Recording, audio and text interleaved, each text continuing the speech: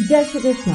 स्वागत है आपका सारथी त्रिशला के साथ। कैसे हैं आप लोग, कैसे हैं घर में सब, ज़रूर बताइएगा। हमारे घर का द्वार और उस पर बैठे हुए द्वारपाल। अक्सर आपने देखा होगा जब आप किसी मंदिर में जाते हैं, जब आप किसी धार्मिक स्थान पर जाते हैं तो उनके द्वार के बाहर द्वारपाल बैठे रहते हैं। द्वारपाल अलग अलग रूप में अलग अलग तरह से बैठाए जाते हैं। कुछ जगहों पर द्वारपाल को शेरों के रूप में बैठा दिया जाता है और कुछ जगहों पर हाथी के रूप में बैठा दिया जाता है और कुछ जगह गणेश जी, हनुमान जी या भैरव बाबा को द्वारपाल के रूप में विराजमान किया जाता है। ऐसा कहते हैं कि हर एक जगह पर द्वारपाल का होना बहुत ज़रूरी होता है, क्योंकि ये जो द्वारपाल होते हैं ना, ये हमारे जीवन में आने वाली समस्याओं से हमें पहले ही प्रोटेक्ट कर देते हैं। तो क्या हम अगर छोटा सा घर लेकर बैठे हैं, फ्लैट लेकर बैठे हैं, 1 BHK है या 1 RK है, तो हमारे घर के बाहर ऐसा कोई द्वारपाल नहीं होना चाहिए? या हमें अपने घर के बाहर ऐसे द्वारपालों को रखना सही है? क्या ऐसे द्वारपाल घर के बाहर रखने से कोई हानि तो नहीं होती, कोई दिक्कत तो नहीं होती? अब भाई घर ऐसा है, उसके बाहर अगर हम हाथी रखते हैं या हम शेर बैठाते हैं तो भाई कोई ना कोई बाहर से उठा के ले जाएगा, चोरी हो जाएंगे। तो ऐसे द्वारपाल जो कोई ना चोरी कर पाएगा, ना कोई हमारे यहाँ से उठा के ले जाएगा, और वो कार्य करेंगे द्वारपाल का। ऐसे द्वारपाल हर घर में, हर जगह पर पहले ज़रूर हुआ करते थे। अक्सर मैं जब बहुत जगहों पर जाती हूँ ना घूमने, तो मैं ये ज़रूर देखती हूँ कि क्या आज भी यहाँ पर हमारी संस्कृति का कोई अंश बाकी है?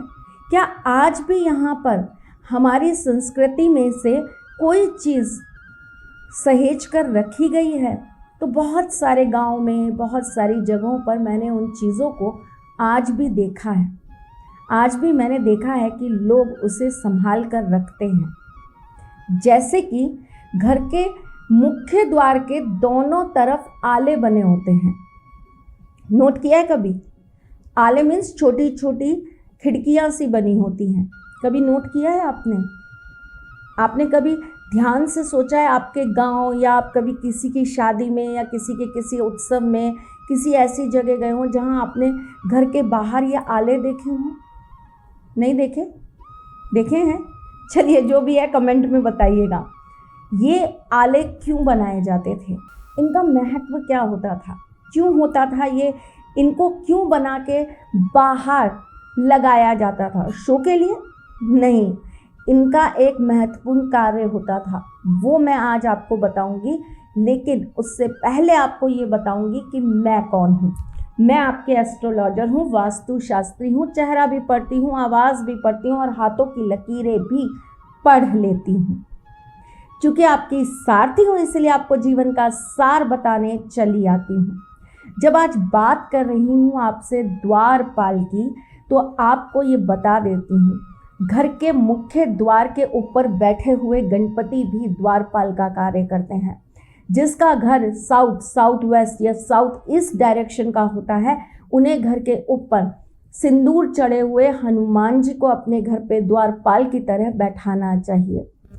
जिसके घर में बहुत ज़्यादा नकारात्मकता होती है, बार बार जिसके घर में तंत्र मंत्र होता है, जिसके घर के अंदर बहुत ज़्यादा नज़र टोक लगती है, ऐसे लोगों को भैरव बाबा को चांदी के वर्क के साथ अपने घर के मुख्य द्वार पर ज़रूर बैठा देना चाहिए। नहीं तो भैरव कवच आपको अपने मुख्य द्वार पर ज़रूर स्थापित करना चाहिए। चलिए जी, ये छोटी छोटी चीज़ें हैं जिन्हें हम करना भूल जाते हैं। लाइफ में पॉजिटिविटी नहीं आती है, फिर परेशान होते हैं। घर के अंदर बरकत नहीं होती है, फिर हम रोते हैं। लेकिन हम अगर छोटी छोटी बातों का, छोटी छोटी ऐसी चीज़ों का जो हमारी संस्कृति से जुड़ी हुई हैं, जो हमारी नानी, नानी की नानी या हमारी दादी, दादी के घर में परदादी सब लोग करते थे। अगर वही छोटी छोटी चीज़ें हम दिन के मात्र 2 मिनट निकाल कर करने लग जाएं तो कहाँ हमारे घर में दिक्कतें आए, क्यों हमारे घर के अंदर ये सारी अशांतियाँ हों, क्यों हमारे घर के अंदर रिश्ते खराब हों, क्यों आए दिन कलह का हमको सामना करना पड़े। तो अब करेंगे, जानकारी नहीं थी तो आज जानकारी मिलेगी, फिर करेंगे, पर करेंगे ज़रूर। क्या करेंगे मैं बताती हूँ आपको। संध्या के समय घर के मुख्य द्वार पर हमेशा दीपक ज़रूर जलाकर रखना चाहिए। अब तो मॉडर्न ज़माना हो गया है, हम लाइट्स लगा लेते हैं और उनको ऑन कर देते हैं और हम ये मानते हैं कि हमने दीपक प्रज्वलित कर दिया। पर ये बात हमारी तब से चालू हुई थी जब शायद लाइट का आविष्कार नहीं हुआ था, और तब शाम के वक्त अपने घर के मुख्य द्वार पर दिए जलाकर ज़रूर रखा जाता था। कहते थे कि ऐसा करने से संध्या काल के अंदर अगर हम दिया जलाकर अपने घर के मुख्य द्वार पर रखते हैं तो ऐसे घर के अंदर कभी अंधेरा नहीं होता, ऐसे घर के अंदर कभी भी माँ लक्ष्मी की कमी नहीं होती, ऐसे घर के अंदर कभी भी दरिद्रता का वास नहीं होता। यही काम हमको फिर से चालू करना है। हमें संध्या के वक्त अपने घर के मुख्य द्वार पर एक घी का और एक तेल का दीपक जलाना है। घी का दीपक जो आप जलाएंगे वो अपने घर की तरफ मुख करके खड़े हो जाएंगे और अपने सीधे हाथ की तरफ जलाएंगे, और जो तेल का दीपक है वो आप उल्टे हाथ की तरफ जलाएंगे। घी का दीपक आपके घर की सुख समृद्धि शांति का प्रतीक होगा। तेल का दीपक आपके घर में आने वाली अला बला नकारात्मक शक्तियाँ, तंत्र मंत्र, नज़र, दोष, टोटके को ख़त्म करने का कारक होगा। और ये 2 द्वारपाल आपके घर के हमेशा साथ साथ रहेंगे और आपकी रक्षा करते रहेंगे। ये दीपक केवल आपके जीवन में नहीं उजाला भरेंगे बल्कि आने वाली पीढ़ियों के भविष्य को भी सुधारने का कार्य करेंगे। आपने अपने घर के मुख्य द्वार पर द्वारपाल खड़े कर दिए, आप करके देखिए, 3 महीने ये कार्य करिए। और वैसे भी अब तो सावन भादवा सब चालू हो रहे हैं, करिए तो सही, देखिएगा इसका चमत्कार कैसे आपके सामने आता है। साथ ही साथ मैं आज आपको आपके घर के मंदिर में एक ऐसा दीपक बता रही हूँ जिसको जलाने मात्र से आपके घर के अंदर ऐसी पॉजिटिव एनर्जी आएगी जिससे आपके लाखों के कर्जे भी ख़त्म हो जाएंगे। ज़्यादा का है तो भाई कुंडली दिखाइए और फिर उसका निदान पाइए। चलिए जी, आपके ऊपर अगर कर्ज़ों का भार बढ़ता जा रहा है, आय की इनकम ख़त्म होती जा रही है, बहुत अच्छी पढ़ाई करने के बावजूद भी बढ़िया नौकरी नहीं मिल पा रही है, आपके घर के बच्चे सही जगह पर पनप नहीं पा रहे हैं, तो आपको ये कार्य ज़रूर करना है। शुक्रवार को शाम से आपको ये कार्य स्टार्ट करना है और लगातार आपको 32 दिन ये कार्य करना है। और एक बात ध्यान रखिएगा, अगर पीरियड्स आ जाएं तो 7 दिन का गैप देकर वापस से आप इस कार्य को चालू कर लीजिएगा। आपको एक रुई की बत्ती शुक्रवार को सुबह के समय एक कटोरी के अंदर रखनी है और उस कटोरी को आपको चीनी भरकर रखकर छोड़ देना है।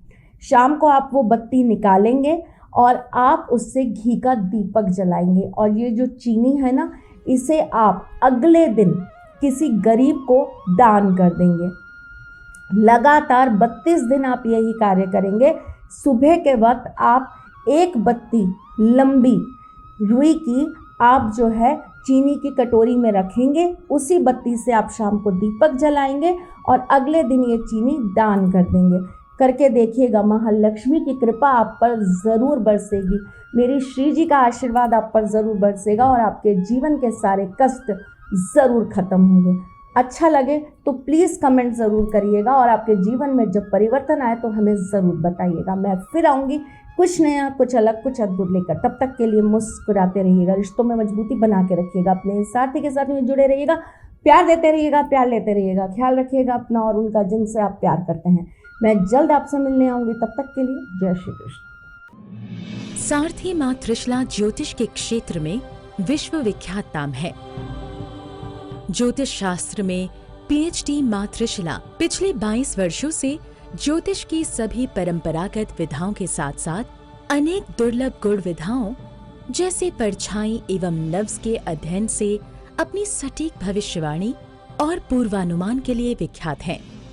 अपने उपायों द्वारा लाखों लोगों का जीवन संवार चुकी मां त्रिशला लगातार 2016 से ज्योतिष विभूषण अवार्ड प्राप्त कर रही हैं। साल 2018 में उन्हें उत्तराखंड के मुख्यमंत्री त्रिवेंद्र सिंह रावत ने ज्योतिष विभूषण अवार्ड से सम्मानित किया था और साल 2016 में उन्हें राजस्थान में बेस्ट एस्ट्रोलॉजर के अवार्ड से नवाजा जा चुका है।